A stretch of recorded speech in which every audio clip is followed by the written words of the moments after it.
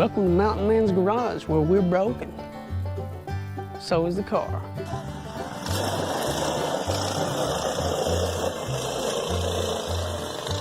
This is my good friend, Jerry Clower. This is my good friend, Claude Newbanks. Eugene Ledbetter. Yeah, Eugene Ledbetter. My name's Uncle Versey. Uncle Versey Ledbetter. So we're in Springfield and we're going to get parts. We're going to get some rims and tires. And hopefully a louver for the back glass of the Datsun. What do you think about that, James? Sounds pretty tasty to me. I don't know, these pretzel sticks are really tasty. So it's all the way up in Springfield, it's all the way up in St. Louis. It's where the rims and tires are. And the louver is up in Elkhart, Indiana. So it's a total of 10 hours from where I live to where we're getting this stuff. And then 10 hours back. We may not go all the way to Elkhart. We may just go to St. Louis, but we ain't decided yet. He'll go, I know him too well. He's a freak of nature sometimes. James already got him a free headset out of the deal. He's lucky. A blind hog finds an anchor once in a while. But every time you go with him, he gets something free. Oh yeah. That's what good looks will get you. That's why I got a beard. Mm-hmm. Cover up the ugliness. Sounds fun. I'm ready to roll, brother. Ready to rock. My brother from another mother.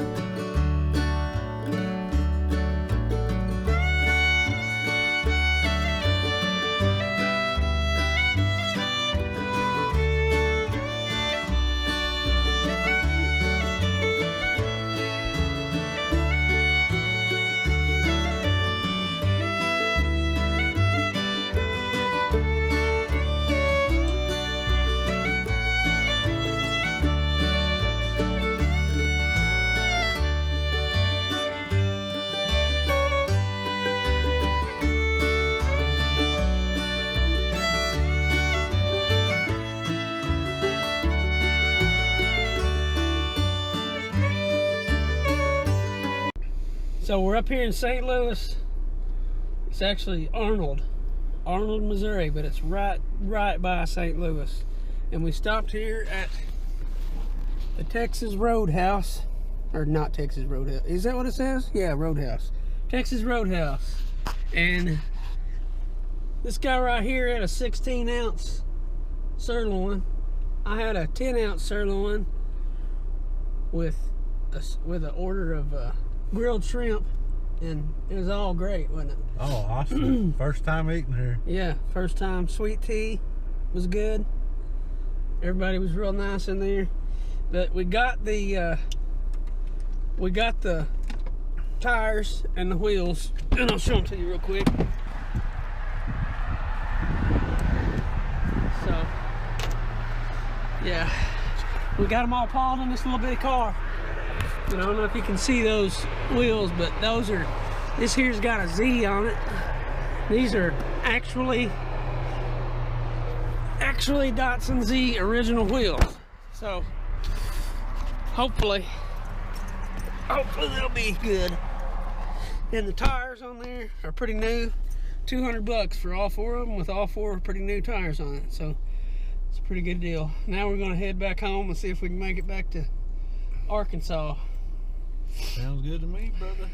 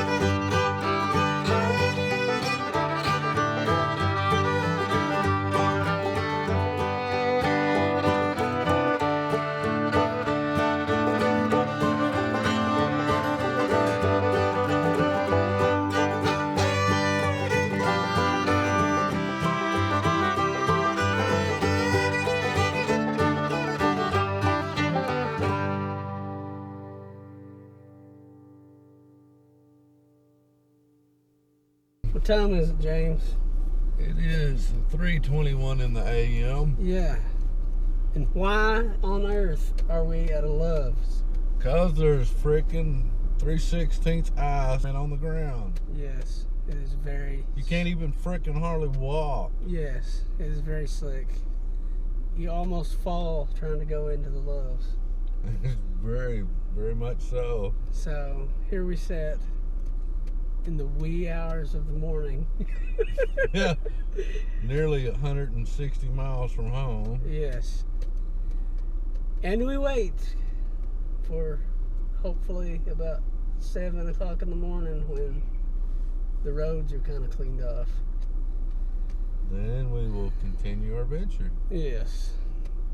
And hopefully we will make it home safe And sound. with our cargo of tires and rims. Yes. I'm surprised we didn't very even have, nice tires. we didn't even have to lower the back seats to get No, them in they either. fit, They fit in in there either. perfect. These Equinoxes are great parts and go and getters. You bet. If you can see, this right here is like, oh yeah, solid ice. Ridiculous. But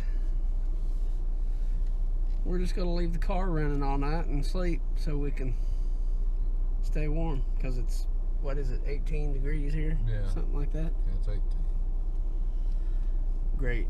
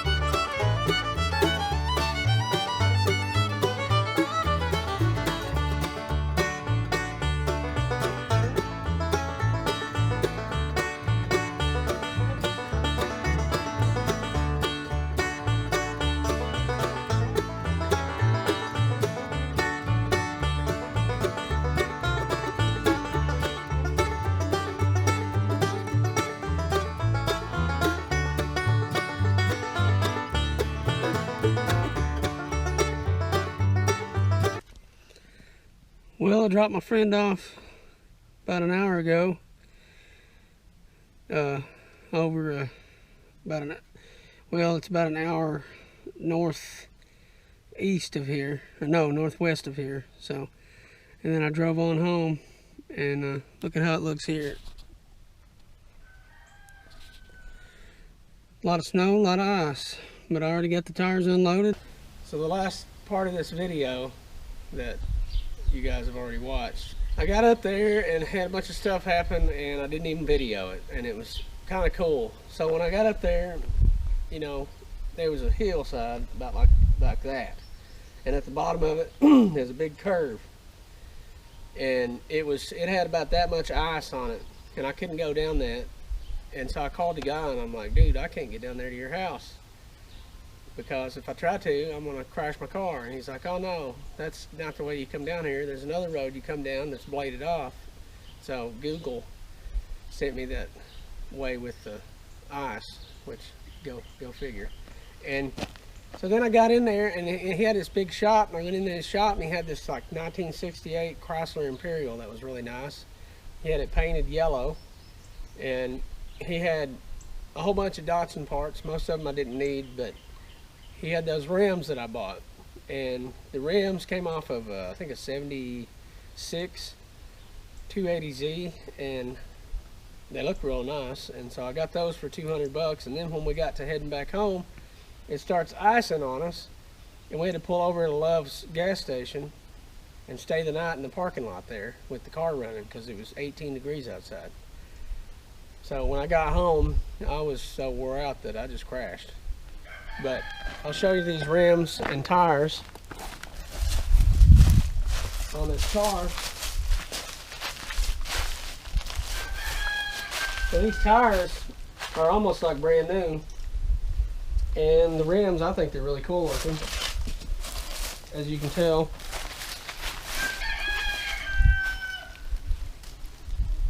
They look really nice.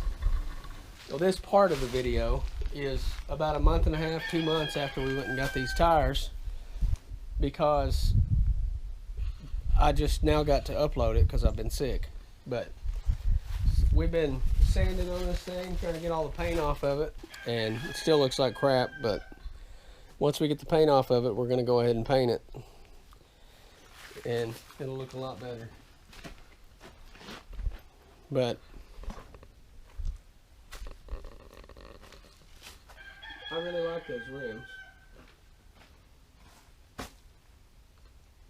I went to the local store the other day in this car, and I got out there, and there was some cops sitting out there at the store, and one of them, he was watching me, and so I just pulled out right in front of him, because, you know, I didn't have any tags on this thing, and I didn't have any insurance on it or nothing. And he come up there, he was real nice. He said, oh man, I really like that car. He said, I hadn't seen a car like that in years. And he said, I just noticed you didn't have any tags on it. And so I told him, you know, I said, well, I only live like 3 or 4 miles out on the highway. It's a local road. It's not a really well-traveled road. But so he comes up to the car and tells me that, where's my license and insurance? Of course, I don't have any tags on this thing. I don't have any insurance on it. I told him I've been working on it for about 4 months, trying to get it to run. And I just got it to run. I wanted to take it out there and put some gas in it. And he was like, well, that's okay. He said, I've got my buddy here with me. He had another cop there with him. And he said, I'll go in front of you, and my other cop buddy, he'll go behind you, and we'll just, you know, lead you on back to your driveway. That way you can go ahead and go home, you know, and we'll make sure that you don't have any problems. So him and his buddy, they encased me in, one in front and one behind, followed me all the way to the end of my driveway and waved me on down the road. Well, when I got home, I had told my wife, if I give you a call, that means that I'm probably out of gas or the car's broke down, you'll have to come get me. So I had not realized that I had been out there for, you know, like an hour talking to some guys at the store. And so I got home, she was upset because she thought I had been arrested, because she called out to the store, and the only thing they told her was, well, the cops has got him. You know, they got him over there. And that's all they said. And she was like, oh my gosh, I'm going to have to go down there and bail him out of jail or whatever, you know, is going on. And but that wasn't the case. The cops were really nice, and they just basically helped me get back to my driveway. But it was a crazy day.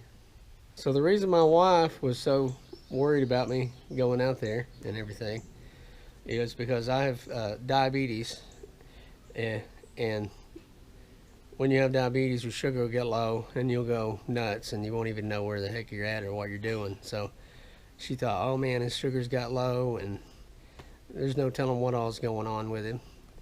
And along with diabetes, I also have cystic fibrosis and a thing that's kind of like multiple sclerosis and all kinds of goodies like that. So when I go off and don't call back or don't contact her for a while, she's like, oh goodness, no telling what all's happened to him. So I've been doing quite a bit of work on the shop.